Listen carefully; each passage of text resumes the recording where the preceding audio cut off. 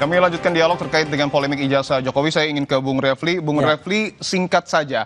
Dari 6 pasal yang kemudian Anda pertanyakan dan disebut tidak bisa disangkakan kepada trio RRT, pasal mana yang paling tidak bisa dilekatkan? Pasal 32 dan pasal 35 Undang-Undang ITE 2008. Alasannya? Alasannya karena contohnya misalnya Roy Suryo dianggap mengedit sebuah dokumen agar tampak otentik. Dari mana Roy Suryo ada Tifa kemudian Rismon mengedit dokumen agar otentik? Yang dikatakan sebaliknya bahwa dokumen itu palsu. 99,9% palsu. Lah, kok malah dituduh dia mengedit suatu dokumen yang palsu atau yang tidak beres menjadi yang tampak otentik? Kan terbalik malah. Saya ingin tanyakan salah satunya ya. Baik, saya ingin tanyakan ke Bung Refli, ada 6 pasal yang paling utama adalah Roy Suryo disebut tidak mengedit ijazah Jokowi. Tanggapan Anda?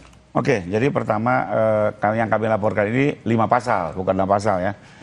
Yaitu 310, 311, 27A, 32 dan 35. Sementara 310 dan 311 itu sebenarnya rujukannya ke 27A.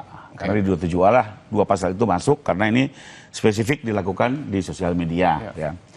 Lalu mengenai 32, 35 ini sebenarnya clear sekali sebagaimana pemirsa juga ketahui bahwa sejak Januari sampai April Bang Roy Suryo, Rismon khususnya ya, melakukan atraksi IT di sejumlah media, termasuk sosial media ya, di mana beliau menggunakan berbagai aplikasi ya, menguji seolah-olah ijazah digital dari Pak Jokowi dan menyatakan ijazah itu palsu. Nah, ini yang membuat khususnya Pak Jokowi merasa penasaran, kok bisa ijazah yang beliau dapatkan secara sah dari UGM setelah mengikuti 5 tahun kuliah, tahu-tahu dinyatakan ini menjadi palsu dengan sebuah aplikasi tertentu yang digunakan oleh mereka. Sehingga ini ingin didalami, kok bisa kemajuan teknologi mengubah sesuatu asli menjadi palsu. Ya, karena itu kita minta pihak penyidik untuk mendalami. Kembali lagi, ini kan persangkaan, pelaporan di awal, bahwasanya dalam penyidikan tidak terbukti di drop, kami juga tidak keberatan. Tapi nyatanya sampai dengan kemarin terakhir penetapan tersangka, pasal ini hidup. Bahkan dikuatkan juga oleh berbagai alat bukti, termasuk juga sejumlah ahli, ya, ahli digital forensik, ahli IT. Ya. Jadi sejauh ini mungkin dugaan kami bahwa memang ada penggunaan, pengubahan, pemotongan data, lalu rekayasa IT, itu terbukti adanya dalam konteks persangkaan ya. Kembali lagi ini masih persangkaan, nanti akan diuji di pengadilan, kami terbuka saja, silakan. Kemarin juga waktu digelar, kami sampaikan, kalau memang alat bukti yang kuat, ya lanjutkan, kalau tidak alat bukti yang tidak kuat, ya di-drop saja pasalnya. Tapi rupanya dari kesimpulan penyidik, mereka telah mendapatkan alat bukti yang cukup untuk tetap mencoba menguji pasal 32 dan 35. Karena ini bahaya sekali, Mas. Masyarakat itu kalau hanya sekedar dengan Pak Roy bicara palsu-palsu, mungkin orang bisa mengabaikan. Tapi pada saat digunakan suatu atraksi IT, ini bisa masyarakat langsung terprovokasi, bahkan cenderung percaya. Ini sangat bahaya. Di era post-truth ini penggunaan IT betul-betul harus hati-hati, apalagi kalau sampai merugikan atau mencemarkan. Coba saya bacakan pasalnya ya. Boleh saya ke Pak Arianto dulu ya. Saya ke Pak Arianto dulu. Pak Arianto, bahwa ini dipersoalkan adalah pasal 32, 35 dan penyidik ini dalam tanda kutip menyasar trio RRT, bukan yang pengupload. Apakah ini sudah tepat, Pak Arianto? Saya tidak akan mengatakan itu tepat atau tidak ya. Karena saya itu nggak ngelihat alat buktinya yang ada.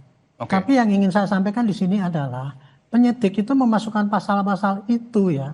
Itu berdasarkan bukti-bukti yang ada, bukti digital yang dikumpulkan yang ada 710 itu, dan kemudian keterangan daripada para pahdi, keterangan ahli yang mengatakan kalau begini ini masuk pasal ini apa tidak, kemudian saksi-saksi yang lain yang menguatkan apakah bukti ini benar atau bukti yang direkayasa apa tidak. Dari situlah kemudian ditetapkan bahwa itu pasalnya masuk, bukan penyidik yang menentukan, tapi dari semua ya alat bukti yang ada dikumpulkan, masuk, dihitung-hitung, oh dia lebih daripada 2, ya sudah jadi. Perkara itu nggak diakui, ya wajar saja. Seperti saya katakan ya, saya pengalaman penyidik itu ratusan bahkan ribuan kali kasus. Di setiap penyidikan kasus pasti tersangka maupun penasihat hukumnya menyatakan bahwa tersangkanya itu tidak bersalah. Itu sudah umum gitu. Nah, kalau ada kayak gitu ya tinggal pra-peradilan saja. Gak susah itu Pak. Ya gitu masih. Soal pra-peradilan yang kemudian menjadi tantangan dari polisi, Bung Refli, apakah kemudian pihak Anda akan menjawab dengan melakukan pra-peradilan? Sebenarnya saya belum puas dengan pasal 35 tadi ya, itu simplifikasi yang dikatakan itu. Tetapi intinya adalah saya satu poin ya, yang tepat untuk pasal 35 itu Andi Azwan ya, bukan Roy Suryo, karena Andi Azwan mengatakan dia mendapatkan scan asli, padahal ternyata setelah diteliti bukan scan asli tapi dia mengambil juga dari upload. Oke, dan sudah dilaporkan ke polisi. Nah, mengenai pra peradilan begini, kita ini kan seolah-olah everything is okay, ya kan, negara hukum Indonesia, the rule of law dan lain sebagainya. Enggak begitu dong bro, ya kan. Kita tahu bahwa banyak hal-hal yang kemudian penegakan hukum itu nggak normal. Makanya saya katakan, if you're part of the government, then ke pra peradilan itu gampang, bisa lolos. Tapi ketika Anda pada posisi yang berbeda, Anda harus hati-hati, bisa jadi jebakan Batman. Gini. Maksudnya apa itu? Gini, dari GPK tadi, gerakan dari gelar perkara khusus, ya, kita tahu bahwa tidak ada hal yang rasional yang bisa menersangkakan RRT. Kan cuma dikatakan ada 700 bukti dan lain sebagainya. Seperti Pak Arianto bilang, tapi tolong tunjukkan tempus deliktinya mana, lokusnya mana, peristiwanya apa, nggak bisa.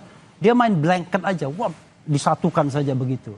Nggak bisa begitu tindak pidana, nggak boleh pakai kalau dia kena dia juga kena kan. Nah oke. Nah karena itu kita lihat kalau kita melakukan pra peradilan, nah, teman kita berdiskusi tuh baru tadi. Ya. Ini bakal jebakan Batman. Artinya it could be menjadi alat legitimacy bagi sebuah proses penyidikan yang unprofessional seperti ini. Artinya Anda ingin menyebut bahwa ketika mengajukan pra peradilan sifatnya nanti akan tidak independen lembaga peradilan kita.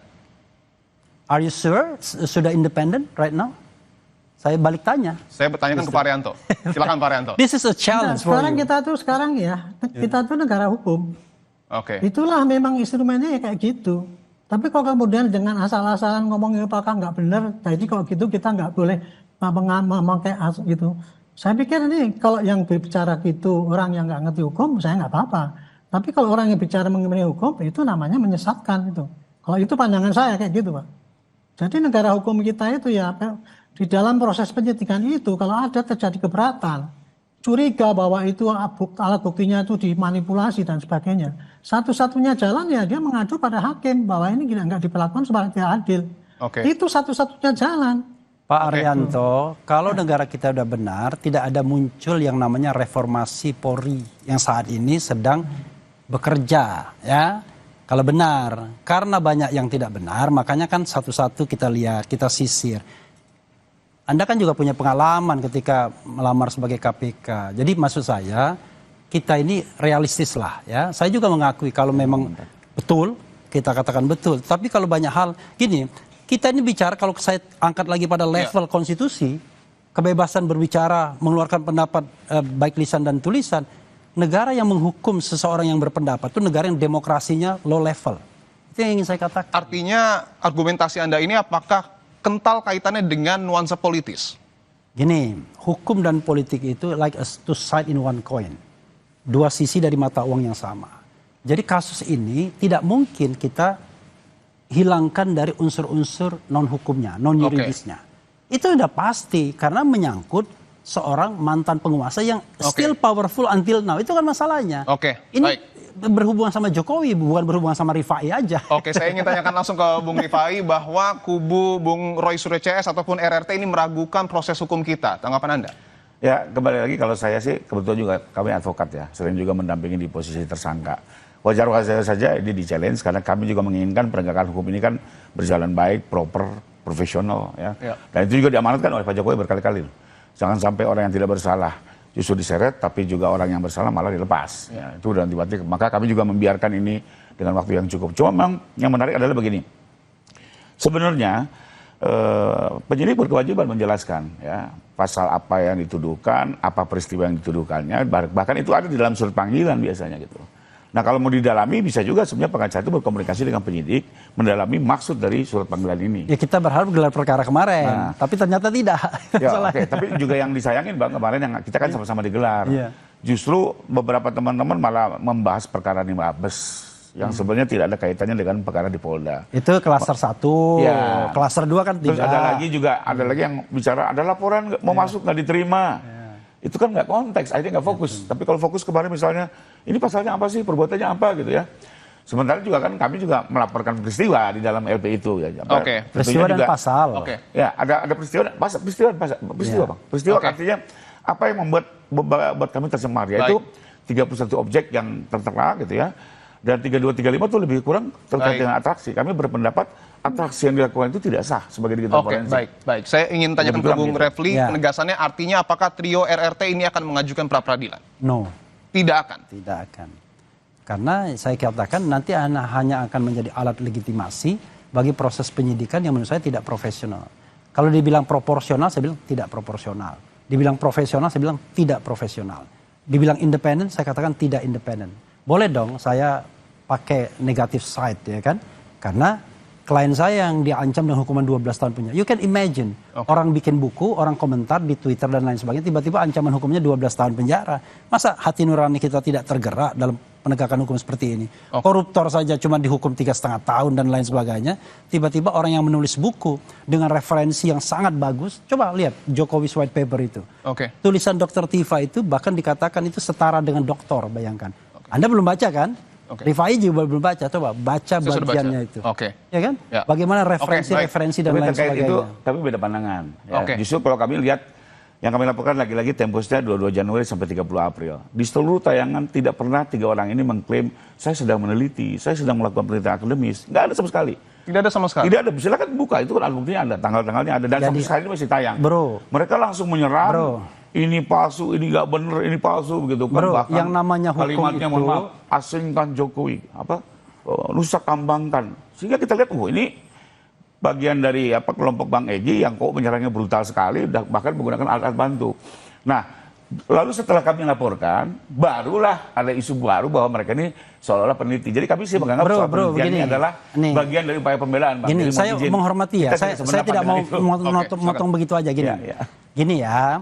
Kita harus bedakan kelompok Egy Sujana dengan kelompok RRT. RRT ini tidak ada kaitannya sama kelompok Egy Sujana. Kelompok Egy Sujana itu namanya TPUA, Tim Pembela Ulama dan Aktivis. Itulah yang pertama kali menggugat soal keaslian ijazah Jokowi. Sementara RRT ini datang belakangan. Rismon itu kan gara-gara dia melakukan uji forensik, digital forensik. Roy Suryo telematika. Nah, sementara Dr. Tipa neuropolitika. Masa kita deklar, saya sedang melakukan penelitian dan lain sebagainya. Kan kita ngomong aja, tetapi begitu ada bukunya, begitu ada tulisan yang secara ilmiah bisa dipertanggungjawabkan, ternyata dia melakukan itu. Adapun biasalah kalau kandidat doktor dan lain sebagainya kan biasa kritis itu biasa kan, karena dia mengamalkan melaksanakan ilmunya. Saya ingin otaknya dilakukan di sebuah media secara terbuka. Kita sudah mencemarkannya, kan biasa. Kami sudah terima intinya. Saya ingin tanyakan ke Pak Arianto bahwa klaim dari Bung Refli Harun adalah dalam tanda kutip ya, ini peneliti ditersangkakan karena sudah meneliti ijazah Jokowi. Warga negara yang sedang berpendapat mengeluarkan pendapat baik secara lisan maupun tulisannya dilindungi oleh konstitusi dan sedang bertanya kepada kepala negaranya yang ketika itu menggunakan ijazah untuk melamar sebagai presiden Republik Indonesia. Loh kok tersangkakan? Tanggapan Anda Pak Arianto terkait dengan pernyataan Bung Refli? Ya itu gitu ya. Di negara kita itu negara hukum ya. Apa yang bertindak dilihat di hukum itu bisa didefinisikan itu melanggar aturan apa tidak. Itu yang menentukan ahli-ahli yang tahu mengenai itu pelanggaran apa tidak. Kalau orang tidak ahli ya dia pakai berargumentasi dengan sudut pandang dia itu sebagai kebebasan berpendapat. Tetapi cara menyampaikan pendapat itu, ya kritik itu kalau berdasarkan dengan sopan itu mungkin tidak kena undang-undang. Tetapi kalau kritik itu disampaikan dengan menghujat sehingga menimbulkan kebencian, menimbulkan keonaran, perpecahan dan sebagainya, itu termasuk dalam satu delik. Itu jadi itu ya harus dilakukan pakai jalan hukum. Itu. Jadi kalau seandainya semua itu pada konstitusi nggak jelas itu. Memang konstitusi kan memberikan kebebasan berpendapat, tapi caranya ada. Caranya itu dengan cara harus mempertimbangkan kepentingan bangsa, kerukunan bangsa, tidak seenaknya sendiri. Kalau semua itu dibiarkan seenaknya sendiri kan rusak negara ini gitu. Dan negara itu rusaknya itu bukan karena kita aparatnya yang nggak benar, tapi termasuk para ahli yang ngarang-ngarang juga itu tadi yang bikin negara ini kacau. Pak Arianto ini tidak ahli konstitusi, yang ahli konstitusi itu saya, ya. Iya, Coba, Anda oke, ada baik, ahli, baik, tapi nggak baik. ahli pidana kan? Baik, Bapak-bapak, Tapi kami sudah menerangkan tentang dapat pidana, dan poinnya. itu penerangannya menyesatkan, itu yang saya Baik. tidak bisa terima. Baik, di terima dalam kasih Pak Arianto, publik ini. Bung Saya kira Refli, bukan Bung tugas Rifai. saya, Bukan menerangkan pada publik. tupoksinya Baik. Nasir Kapolri begitu. Baik, kami sudah dapat poinnya. Terima kasih Bung Refli, Bung Sorry, Rifai, Pak, dan ya. Pak Arianto telah bergabung di Kompas Petang. Kita tunggu proses hukum selanjutnya terkait dengan polemik ijazah Jokowi. Saudara, insiden sempat terjadi saat seremoni penghormatan peraih emas di cabang tenis ganda putri. Lagu Indonesia Raya yang tengah diputar mendadak mati. Supporter Indonesia yang hadir pun melanjutkan lagu Indonesia Raya.